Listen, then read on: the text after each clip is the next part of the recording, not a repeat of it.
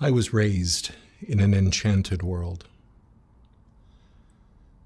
And I don't mean that hyperbolically. I mean that almost literally. My father is a brilliant storyteller. And through his stories, we would learn of matters of faith, matters of fantasy as well.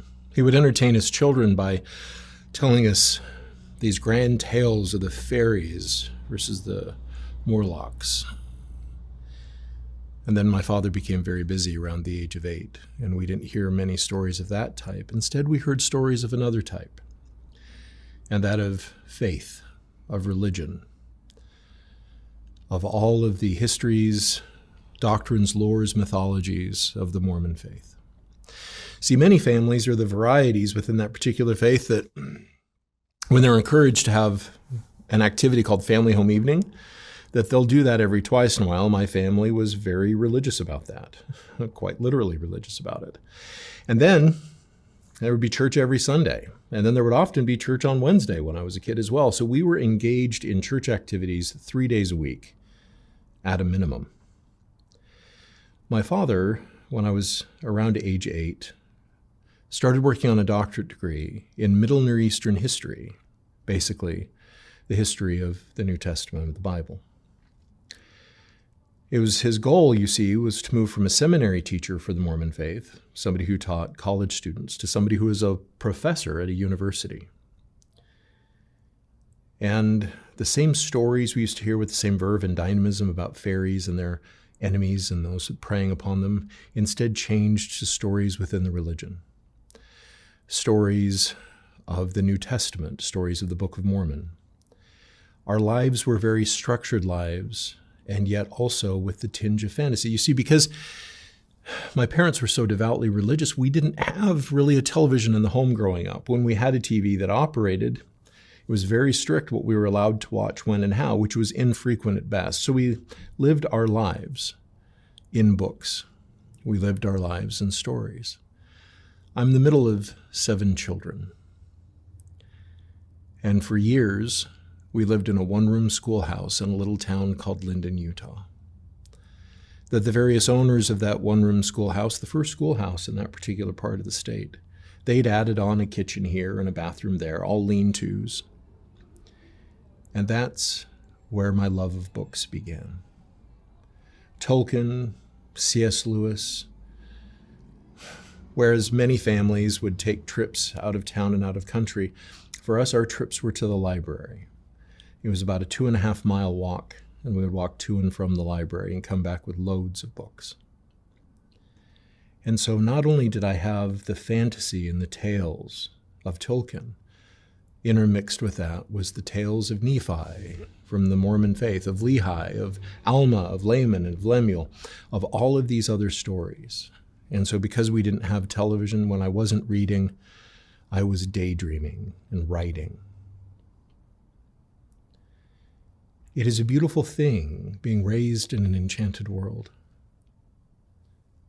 because it's a world where good always wins, bad always loses, where good things happen to good people, even after great trial and great travail, and bad things always happen to bad people, again, after great trial and great travail, often inflicted upon their own misdemeanorings, meanderings, and misdeeds. Life, though, has a way of disenchanting us. Through my teenage years, I was not willing to give up on my enchantment, nor was I even into adulthood.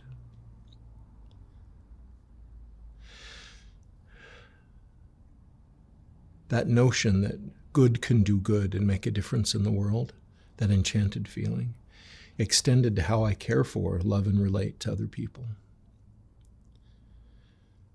When I was in 5th grade, for example, I was performing weddings amongst my 5th grade peers, as children will, not in the adult sense. That my teachers in 4th and 5th grade called me the gentle giant. One even called me Father Confessor because the other kids would come up and tell me of their woes, their trials, and I would hug them and comfort them and let them know that everything was going to be all right because I believed in my bones that it would be.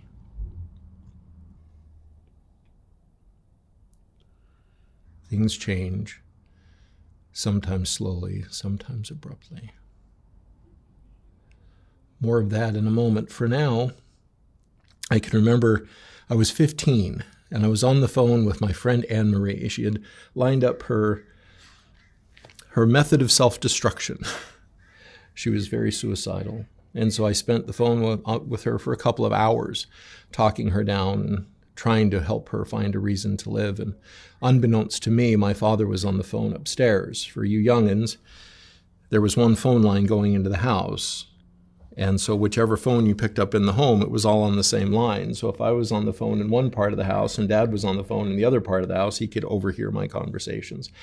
And my father very respectfully sat and listened, wondering if, I learned this later, wondering if he needed to call an ambulance or something for my dear friend. And then at the end, when she was safe and she had put everything away and went to talk to her mother, my father came downstairs. At this point, it was 2 a.m. in the morning. And of course, when Dad darkened my door, I knew I was in trouble. And much to my surprise, he was tearful.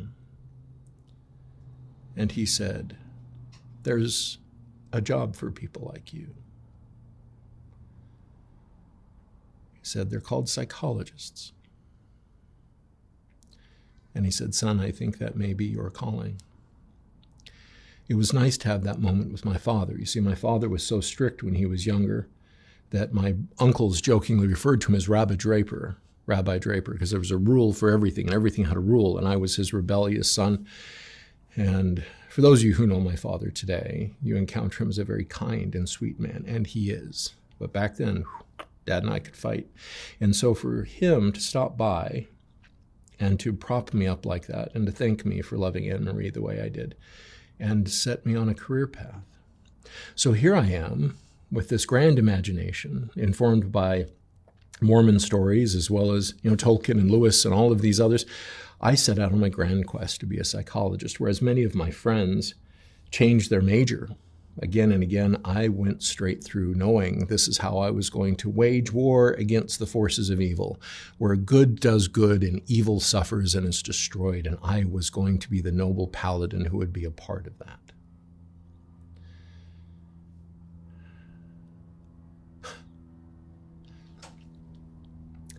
When I was 17, just an eye blink away from that conversation with Anne-Marie, one day, we were building sets for a dance recital at the high school. And I was the big brawny one that would carry things up from downstairs and help maneuver things. And I did not yet have the aesthetic eye that I gained later.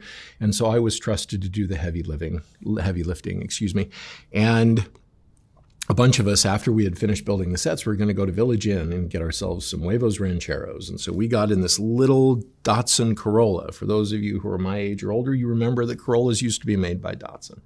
So imagine guys my size all packed into this little Datsun. And we went tearing down this long parking lot called the drag strip at our high school. And about halfway down, Jake, the driver, suddenly yells out, "There's Merm!" Grabs the emergency brake, much to the distress of the young man Ryan sitting on the emergency brake, because there were 6 of us in that tiny car, pulls the emergency brake and does a military turn, squealing those car tires around. And standing right outside on the sidewalk was a vision of 1980s loveliness. Goodness gracious, I'll never forget her. 6 foot tall, sun-bleached, light brown hair going down just beyond her shoulder. She had a barrette holding her hair back. She was in a tight pink sweater with 3 little wooden buttons. Acid-wash jeans, for those of you that remember what those were, in bright white LA Gear high tops, and glorious brown eyes. I had written some years later, to her, I said, Your eyes are the love I fell into, infinitely deep. And I will fall forever until those eyes close and my eternity ends. I'm so grateful for that meeting. Now, I would like to say that it was love at first sight. Well, it was for me, not for her. And so we've got these 6 men puppy-dogging around this 6 young men, we're all teenagers, puppy-dogging around this teenage girl, and she was not having it. And don't get me wrong, I put on my smooth, I put on the charm, I put on the humor, everything I could do to keep her attention, and I failed to. She rebuffed my advances very gently and with a determined stride made her way into the high school.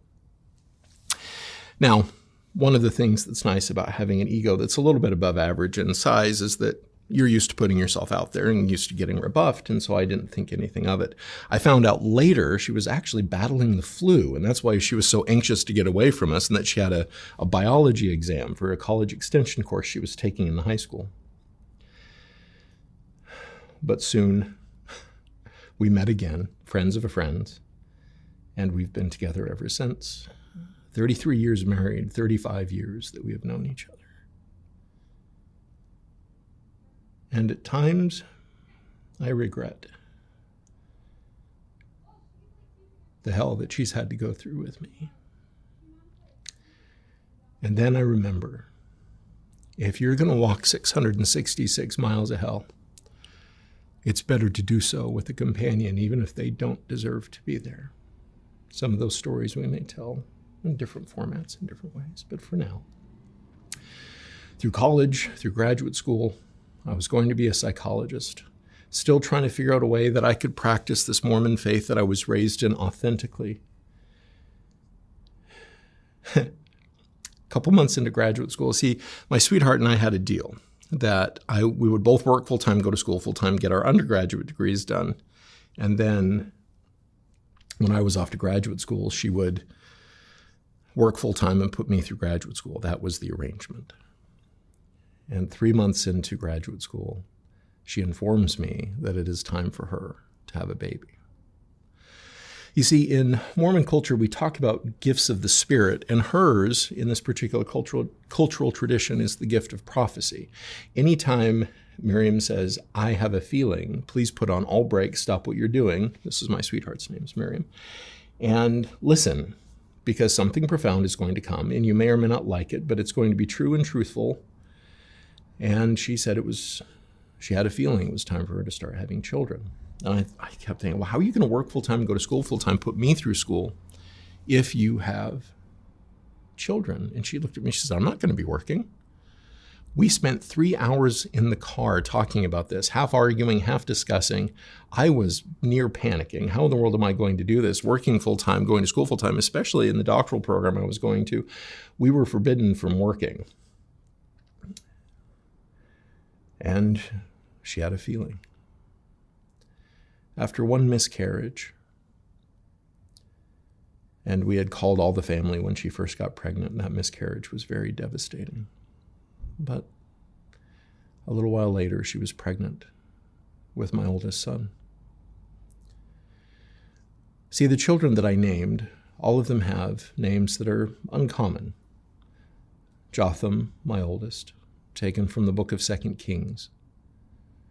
There was one of these myths, these stories that I was raised on, is that there was a king called Uzziah. Now, whether or not this story is biblically accurate, I don't know. I will not make a claim to that. But this is the story I was told as a child, and it stuck with me. That King Uzziah had a son who was illegitimate and therefore could not ascend to the throne. And Uzziah used this son quite a bit to hire mercenaries and to lead Uzziah's various armies. And so Uzziah's son became very angry and wanted the throne to himself, and so overthrew the court. And so Jotham, being just a little boy in this particular story, goes in and sees his older half-brother slaughtering everyone, and he flees and runs out into the desert. And while he's out in the desert, the Spirit of the Lord appears to him and says, you are to return to that court and to tell everyone within the sound of your voice that they will burn as a reed in the desert.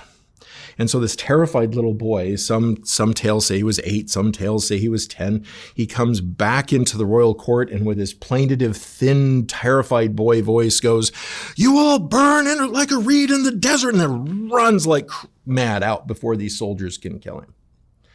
And I remember hearing that story as a child and going, Jotham is an amazing name. Somebody who is that brave and yet has the common sense to run. That is a name I will remember. And so that's the name given to my eldest, Jotham. My middle child is named Diamlin. Diamlin, the diamond one, the diamond princess.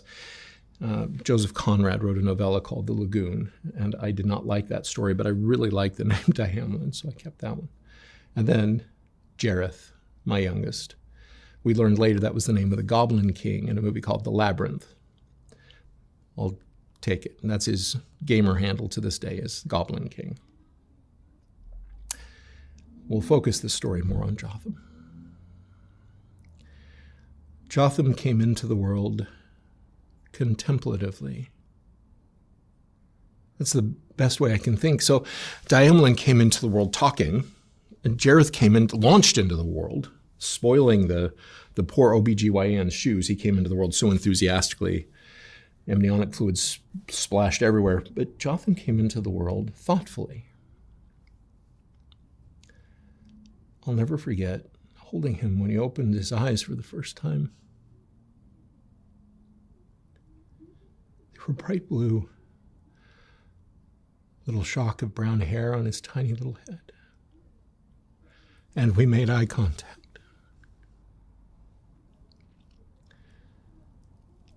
I come from a culture where fatherhood is presumed, so much so there's a lot of it that they don't talk about.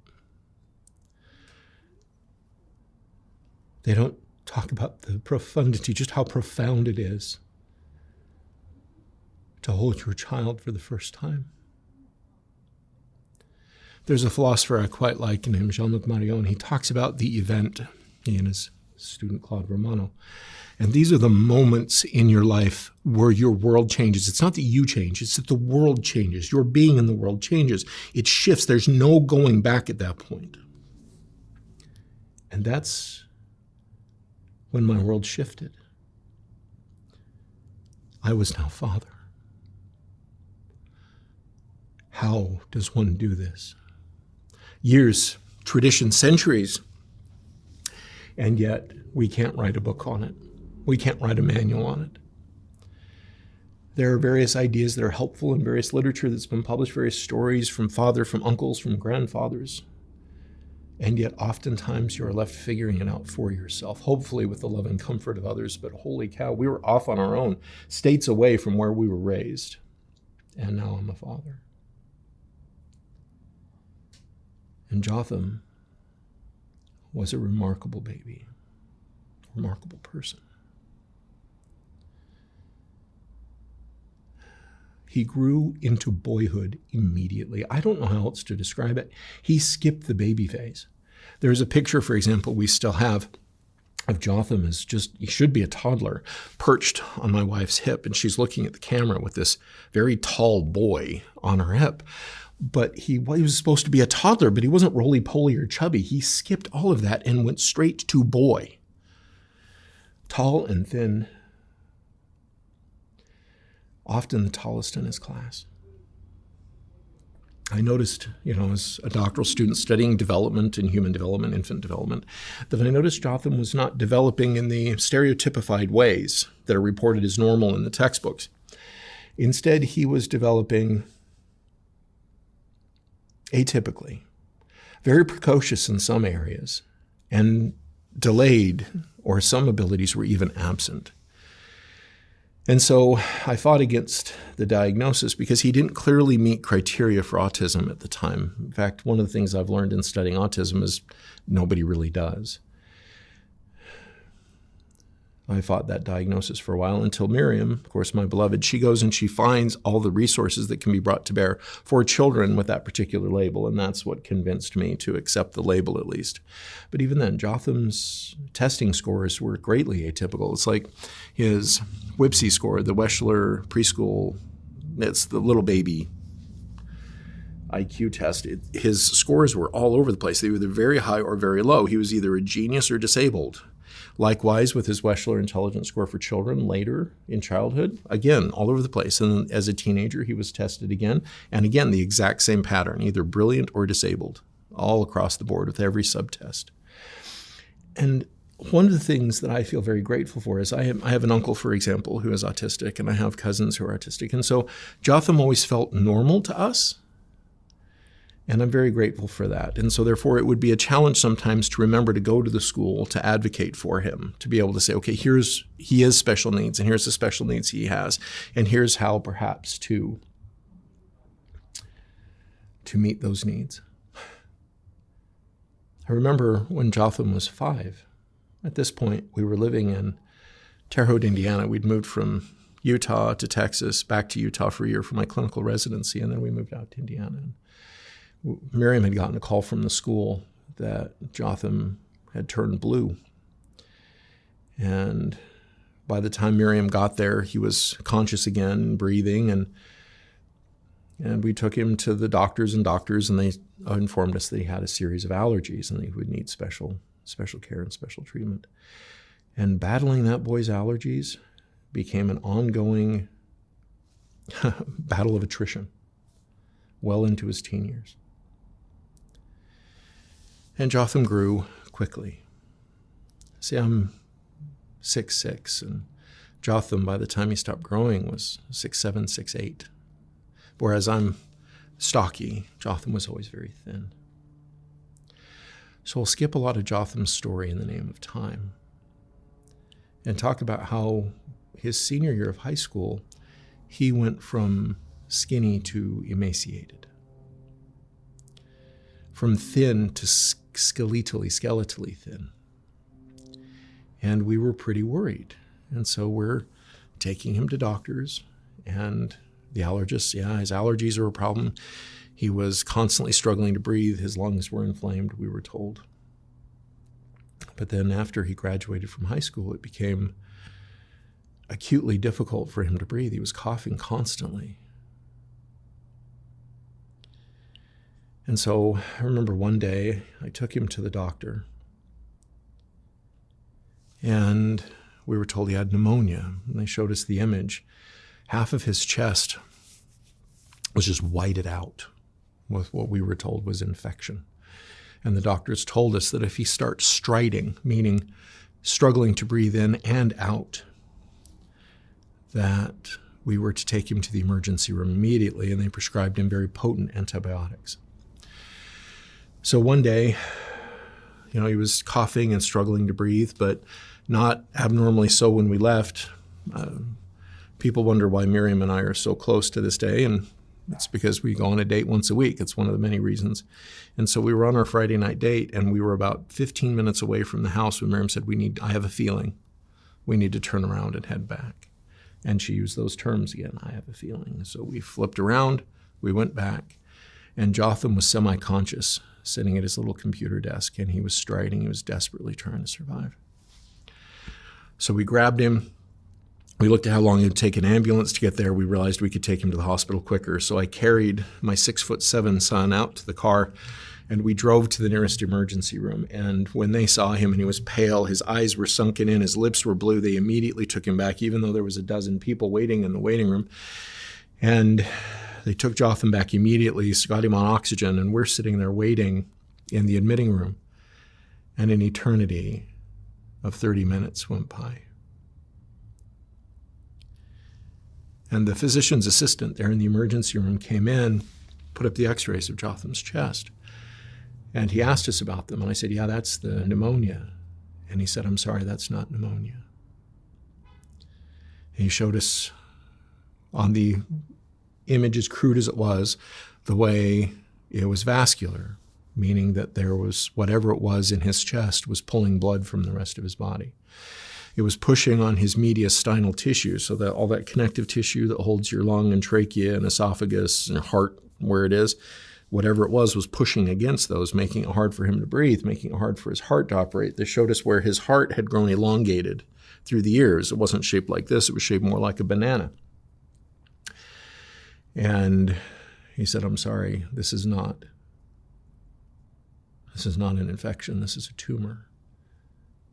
He says it's too easy for us, it's too early for us to know what it is right now. And he said, and I've never seen anything like it.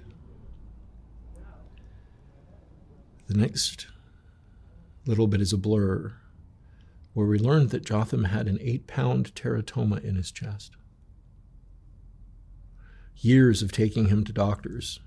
One doctor assuming with another doctor, the way physicians' assumptions understandably domino one into another, where when they receive, it's obviously allergies. He's allergic to a whole bunch of things. That's been verified and re-verified.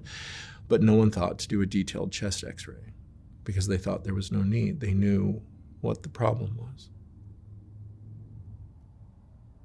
So this type of tumor is called a teratoma. If you look up teratomas on Wikipedia, you'll see that they're the kinds of cancers which might be growing hair or teeth. But Jotham's tumor was dedifferentiated, meaning that in a biopsy, every little cell within his teratoma was a different type of cell, a skin cell, a nerve cell, a bone cell. The tumor itself was cartilaginous, meaning it was heavy and bouncy like an 8-pound ball of cartilage. All I knew was that my son was in crisis. And I was scared, terrified at the same time, though I knew the magic. I lived in an enchanted world, and I knew the magic that would take care of this. I knew the spells. And the spells were fasting and praying, of having great faith, because this is how good triumphs over evil, is by pulling down, allying with the forces of the divine, such that great evil, like the cancer in a teenage boy, might be conquered. And with great vigor and gusto, I began the magic. I began to fast. I began to pray. Everyone who knew and loved Jotham, which of course was quite a number of people, Jotham was very lovable in that way, began to fast and pray on his behalf. In the Mormon community, a congregation is called a ward, so the ward had special fasts for Jotham. And Miriam and I, for the next month, lived in the hospital. And I wondered if my boy would be all right, but I knew that if I could just hold the ritual, if I could just hold the spell, everything would be fine. That faith began to crack one night. They didn't know how to remove such a large tumor out of such a small frame. Yes, he was tall, but he was also very thin. His bones were narrow. And so while they were debating that for literally weeks, how to access that tumor, one day Jotham was struggling to breathe, laying in his hospital bed, and he went into crisis. His O2 levels were dropping fast. And I heard the beeping, and Miriam came in, and she was white as a sheet, trying to comfort him, and he was starting to panic, which was making it worse. And as I came in the room, he sat straight up. Those brilliant blue eyes looked right at me, and gasping, he said, "Father, this is the end of me. This is the end of me." And I calmed him down. Years of crisis intervention experience, teaching breathwork, teaching meditation classes. But how do you do that? How do you teach somebody to breathe when they can't? When their trachea is being crushed by a tumor that is growing every day? You find other ways to ground them, other ways to get them back into a feeling other than that of suffocation. And so calm, he eventually passed out, and his O2 levels slowly went up again. But that one, it dawned on me then, maybe the ritual isn't working. Maybe the faith that fuels the magic is insufficient for an evil of this magnitude, but I shook it off.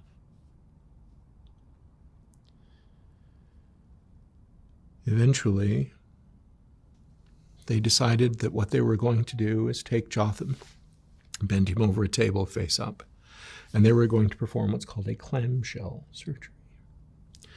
This is where they cut somebody from underneath the ribs up along the sternum from side to side and open them up like a clamshell. The surgeon, a fellow by the name of John, wonderful man. The surgery took 2 hours longer than they thought. It was a 10-hour surgery, and I paced a hole in the floor around that emergency room, I swear, around the operating room, in the waiting area, until we learned that the tumor was out. They were really worried about reinflating his lungs because they were worried that the teratoma had destroyed his lung tissue. Miraculously enough, it had not, and that little crack in my faith was healed. That they reinflated his lung, a lung that had been displaced and crushed against his rib cage, and he could breathe. We spent the next week or two, I can't remember, in the intensive care unit. I'll never forget when Dr. John came and he was checking up on Jotham after the surgery. And he was standing at the nurse's station, and he came up and he was in dry tones trying to walk me through what they had done and what the findings were. He started to choke up about halfway through. And he started to tear up, and he shook himself, and he goes, "I don't know why, but cases like this make me goofy. I feel so goofy." And I patted him on the back, gave him a side hug, and I said, "This isn't goofy. This is feelings, right? This is relief and gratitude. This is a lot of things. Goofy is a word, but this is an important feeling, Doc." And I got to watch the culmination of the magic. My son began to heal. His color came back. He started putting on weight. He got himself a little job at a shop called Desert Industries. Desert Industries is like the Goodwill that the Mormon church owns, and people with various disabilities or various challenges can work there. It's a way for them to make some money when they would be otherwise unemployable. And a couple months went by. I was sitting with Jotham in Sunday school, and I was rubbing his back. And he found that very soothing, and being around a lot of people was stressful for him, but by golly, he was a kid of faith, and he believed to his bones in this religion. And I found a lump on his back, and I felt a surge of panic. So it took some convincing and some fighting, but got him into the doctor, and the doctor looked at the lump and said, "Oh, that's nothing to worry about. It's just a lipoma, just a lump of heavy fatty tissue." And I went, "This kid's really skinny." And they assured me that lipomas can happen even with slender people. And so I left, and then the next day I was talking to Jotham, and he talked about how his lower back hurt. And so I felt, and there was another lump. And then what I thought was a pimple here underneath his lip, another lump. And again, I'm panicking, and I'm taking him to the doctors, and they're assuring me that nothing is wrong. They kept looking for human growth hormone, right? Basically what they do is they do pregnancy tests, and if a man comes up positive with pregnancy tests, then he has a tumor of some variety that's giving off that particular hormone. So testicular cancer, for example, will do that. And because part of the cancer in his chest, part of the very many different types of tissues that it was made of, was giving off human growth hormone, they kept checking for that. And because it was negative, they kept telling me he was cancer-free without doing any other tests. Well, eventually, underneath one of his ribs, he came to me one day and it was poking out. And this was now lump number 6. And it grew very quickly. And I had to fight. People reassuring me everything's fine, and I'm panicking. I'm the hysterical father, according to one physician. And we pushed and fought and pushed and fought. One day, my dear friends John and Joe were in town, and we were going to get that biopsied. I'd had to keep putting my foot down. I had to keep insisting on this. And so we took Jotham to the hospital to have it biopsied. And they couldn't get him numb for some reason, and so out of desperation, they cut the tumor out anyway, and it was the size of a lemon.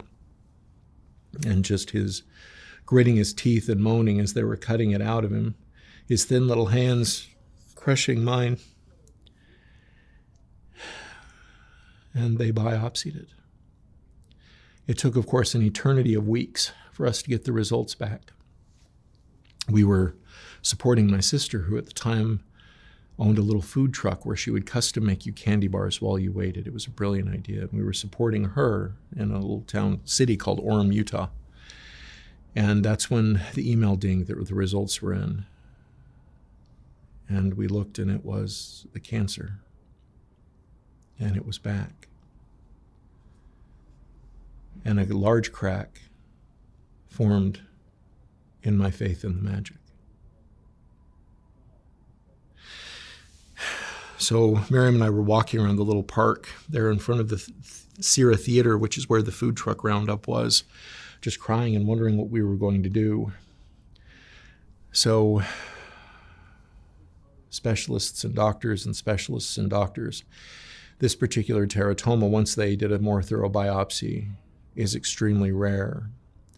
The world's leading expert, or the United States' leading expert on this particular cancer, happened to be at a hospital some 60 miles north of where we were living.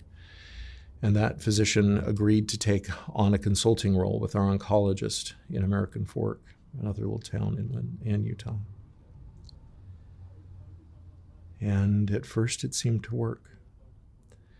This particular research physician up 60 miles north in Midvale got us on a panel, got Jotham on a panel of an experimental medication, and the tumors began to shrink. And we had that problem of breakdowns of communication because the research oncologist up in South Salt Lake in Midvale assumed he was only doing half the job, and our oncologist in American Fork was doing the other half, but there was poor communication between the two of them. And all I know is trips and radiation and this pill form of chemotherapy. It was all a blur. Until one day, I learned they were going to discontinue the medication. That the Jotham had had yet another scan, and the number of tumors, they had lost count. He had tumors from his ankles all the way up to the top of his head. And yes, the medication was shrinking them, but it was also destroying his liver. And so they discontinued the chemo. Fighting and arguing and trying to find out, all while trying to remain civil, if not diplomatic. The recommendation came down from these doctors that Jotham was to be put on hospice.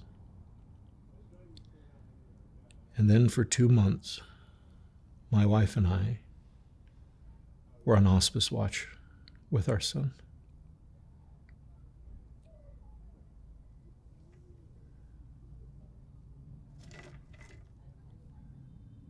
It is a gray blur. This is the part of the 666 miles of hell I referred to, that nobody should go through this. People have told me afterwards, and even during, I can't even imagine, and I ask them not to. It is not something I want you to imagine. There are experiences that we have that we are not evolved to handle. That's one of the things about trauma is our ancestors did not have to deal with some of the things we have to deal with today. We are misevolved for certain things. The death of a child is one of those things we're just misevolved to handle. We cannot handle that. We are not designed to. And so instead you pull in all of the coping that you can. One of the things I'm eternally grateful for is the Mormon faith is very good at community. We didn't cook a meal for 2 months. It took us another year to finish all the freezer meals that we had been given. And Miriam and I, on 24-hour watch, grew exhausted. We started to decompensate. One of our daughters, Diamelin, was out of the house a lot. She did not want to be home facing all of this grief and all of this stress, until one day she came to us and she said, all this whole time I've not known what to do because I don't know what to do for Jotham. And I can't take care of Jotham. but I can't take care of you. She was 15 at the time. Kayla, her sister, likewise. Kayla had come to live with us by her choice and is one of our dear daughters. And it was her suggestion that I reach out to you all. Thank you, Kayla. And so Kayla likewise compensated. And Jareth, even though he was 12 at the time, he's doing his level best. And people are bringing in resources, but Miriam and I are burning the candle at both ends and in the middle. And we were starting to fall apart physically and emotionally. We were starting to get sick. And so in desperation, I started posting on various social media, hey, could we get help tending our son so we can take a nap, etc. And her brothers were kind enough to come. They have a very colorful history as well. And they showed up. Friends I had not seen in decades showed up. People who were not affiliated with the Mormon faith. They didn't come up with meals. They came with time where they would sit with Jotham. Mike and Tina and Bruce and others were very kind to sit and tend him so Miriam and I could go get a nap, clinging to one another and crying ourselves to sleep in one another's arms.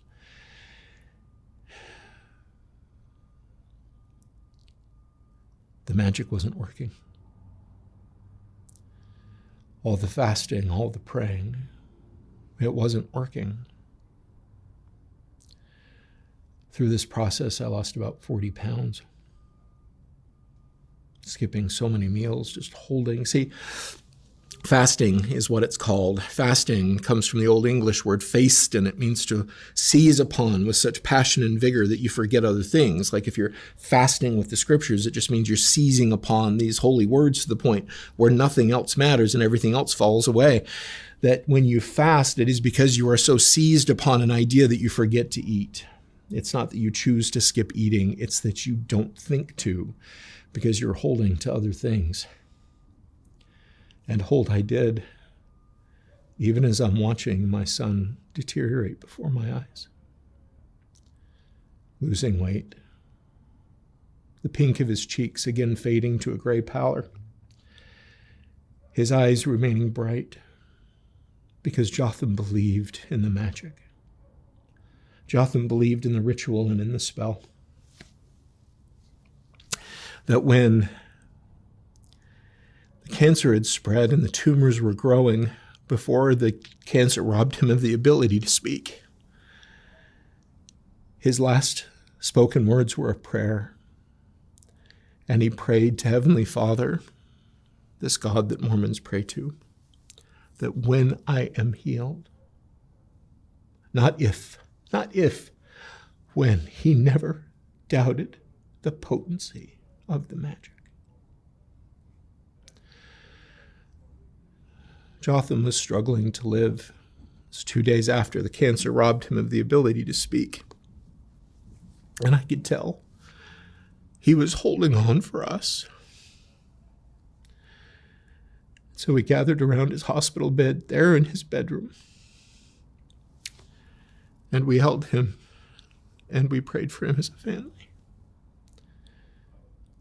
That he had suffered enough and he could go.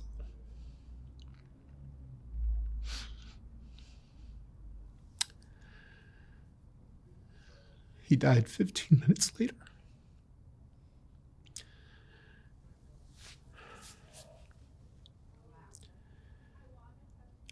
Watching his paper-thin skin, the blood going from bluish to blackish, every vein in his body pronounced until it all faded to gray.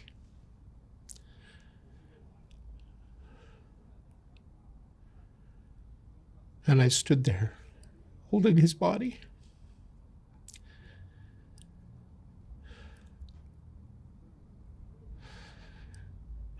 The magic failed. Evil triumphed, not in the face of one good person. Evil triumphed in the face of dozens, if not hundreds.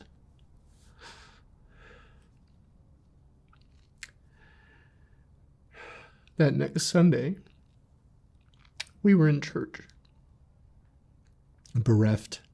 I don't know of a better word. You know, many of you are familiar with the Wong-Baker Faces scale. When you go to the doctors and they say, how much pain are you in? And they'll show you this little diagram with faces on it, from smiley face to very distressed face. It's the Faces scale. And 10 is as high as it goes. There is an 11. Just like with third-degree burns, the fire burns so deep that it destroys nerve tissue. And it doesn't hurt because all the nerve tissue has been burned away. That's what life gives us sometimes, is it burns away our ability to feel, and that 11 is numb. That is where you're bereft of feeling, you're bereft of thought. If a psychic could read my mind during that time, it would be white noise. There is an 11. One of our friends in this congregation, in the ward, came up and said, and assured us that their uncle, who had stage 3 lymphoma, they had fasted and prayed for them. And, you know, a couple weeks later, the uncle went in for another test and the cancer had miraculously vanished. And they assured me that if I had just had better faith, more faith, deeper faith, Jotham would have lived. And that's when I lost my faith. You see, Jotham never doubted. Yes, I struggled, but I held to the magic. I held to the ritual.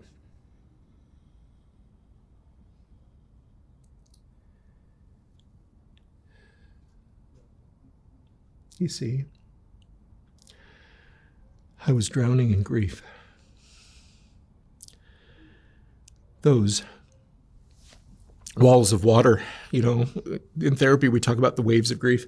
Those walls of water, as they come over you and you're gasping, trying desperately to survive, trying to keep your head above water, and you can't. And after a while you lose strength as you're just trying to breathe, and you sink deeper and deeper in the depths. And in those cold, crushing, lightless places, that's when we learn how to breathe water. There is an 11.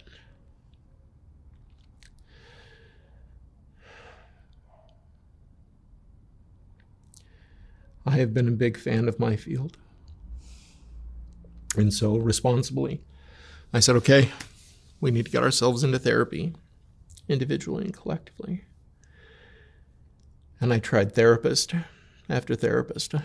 After the initial consultation, I got fired is the colloquial word for it, where they're like, we can't help you. I'm sorry, I can't help you. I'm sorry, I can't help you. How do you tell somebody who has written and published and spoken, who has trained, I don't know how many hundreds of therapists I've trained at this point, and when I am bereft, who can help me? You know, there's that old adage, physician, heal thyself, from Shakespeare. Who heals the healer? And that's when I became aware of the lie of my own profession. You see, in psychology, we have this habit of locating your suffering inside of you. We're not very good at looking at the world the way it actually is, that we are beings in relation. You and I are in relation to one another through this digital media. We are beings in the world with one another and alongside things that matter. We are a part of one another. The Buddhists were right. You know what I mean?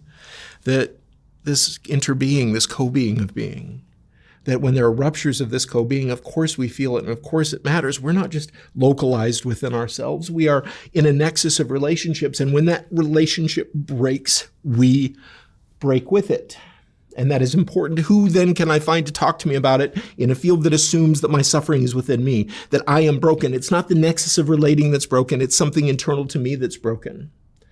And thankfully, my fourth try, I found Susan.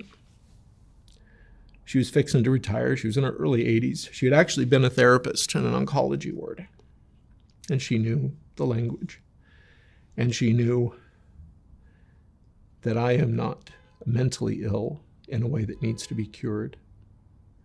But instead, I need help as I learn to breathe this cold and crushing water.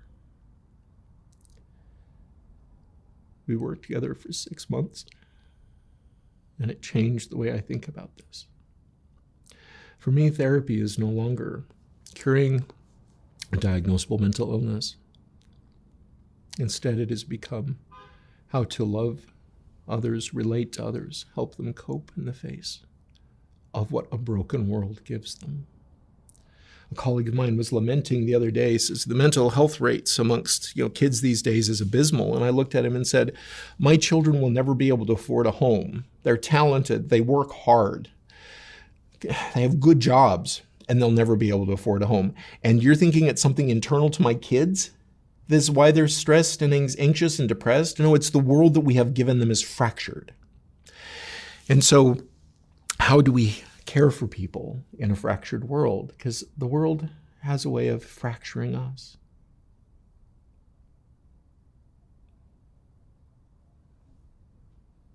You see, this brokenness of our world, the pain of it, the weight of it sinks into our bones like lead. It weighs us down, it slows us down, it can make every step painful. Every interaction is effortful. But if we pay attention, it is the very lead in our bones that weighs us down, that prompts us to lift others up. That when you've descended below all things, you don't want anyone to descend at all. You would like for people to feel loved and supported, and so that's what you do. As heavy as the lead is in your bones, it is the source of your power and of your compassion.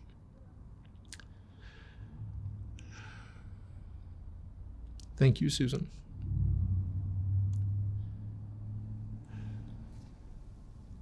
I told my wife, sweetie, I will go to church, and on the third time where I hear that if we had enough faith, the magic would have worked, that Jotham would have lived and have been healthy. I said, I will tolerate hearing that message 3 times. It took a week and a half. Does that mean I hate the religion of my family? No, quite the contrary. Mormons do community extremely well, and I have faith in community. I no longer have faith in the magic. What then do I have faith in? Well, love.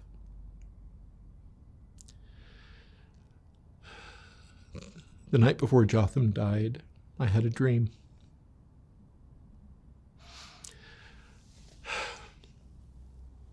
We could massage and maneuver his bones such that the tumors wouldn't press on the nerves enough and he could get micronaps. He could sleep for short periods of time. It took a lot of effort on our parts, and it was worth it if it meant he could sleep and get some reprieve. So I had just given him a massage and moved his pelvis around so he could sleep, and I sat down in the chair next to his bed and I fell asleep. And in this dream, I was scrambling up shale. In our area of Utah, we have many tall mountains, and we get what are called shale slides. This is where very sharp plates of rock come off the mountains and fill in these canyons. And for whatever reason, I was desperate and determined to climb up this shale slide. And I was climbing, and my feet were getting shredded, and I would fall, and it would cut my knees and my elbows, and I would slide down on my back. It would lacerate my back, and I was determined. I was fierce. I set my jaw, and I tried to climb again and again, and I fell again and again, broken and bleeding. And as I laid there demoralized, between me and the all too bright burning sun, a silhouette leaned over me, and in a voice like distant thunder said, "This hurts. Oh, how I know how this hurts. When you're ready, let me help you up, and we will walk together." Jaw set against my own pride, I let this person help me up. And to my surprise, we didn't walk up the mountain. We walked along the face of it. No marked trails, beaten paths. Instead, we were maneuvering through the scrub, through the trees, and we encountered many others who were struggling and climbing or resting. Some were talking and socializing. Faces beyond count, beyond number, we encountered as we walked along the mountain, and all of them were on this eternal mountain. See, the mountain was as tall as life is long, that there's no really getting to the top of it. And so I wondered then, what would make this climb worth it? My mind's eye disengaged from where we were at in the mountain and zoomed at the top. And sure enough, at the very pinnacle, at the very peak, I saw people reaching that coveted destination, to collapse in wearied exhaustion and look around themselves, embracing others, that they had finally made it to the top. Some, pulled by compassion, would descend the mountain again. And for me, looking at the very top of that mountain where the throne of God should be, because surely that's the point. Surely this magic works and it brings us all back to the divine. The throne of God sat empty. And I felt rage. Where is this God that so many of his children suffer as we try to climb up to him? And then I realized the profound truth.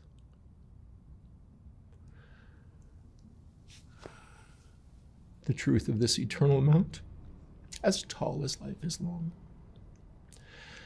God is wherever one person says to another. Where one person says to another, this hurts. Oh, how I know how much this hurts. When you're ready, let me help you up. And we will climb together.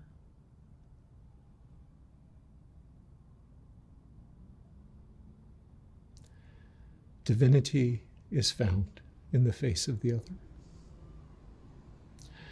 Kindness in the face of cruelty, patience in the face of impatience, love in the face of indifference. And that's the secret.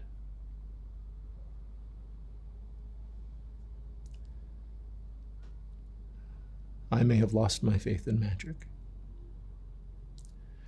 I may have lost my faith in the way my profession does things. But I have not lost faith in hope. I have not lost faith in love.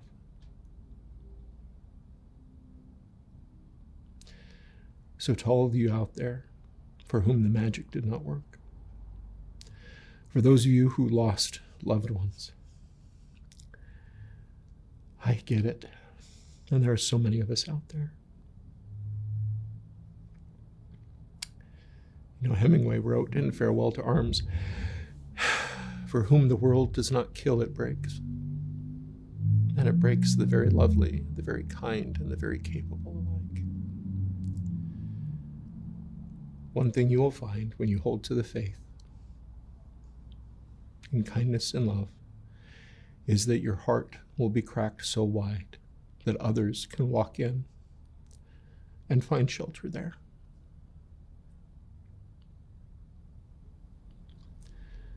May we all have broken hearts, that we may provide shelter for one another. Thank you for hearing part of my story. Thank you, May.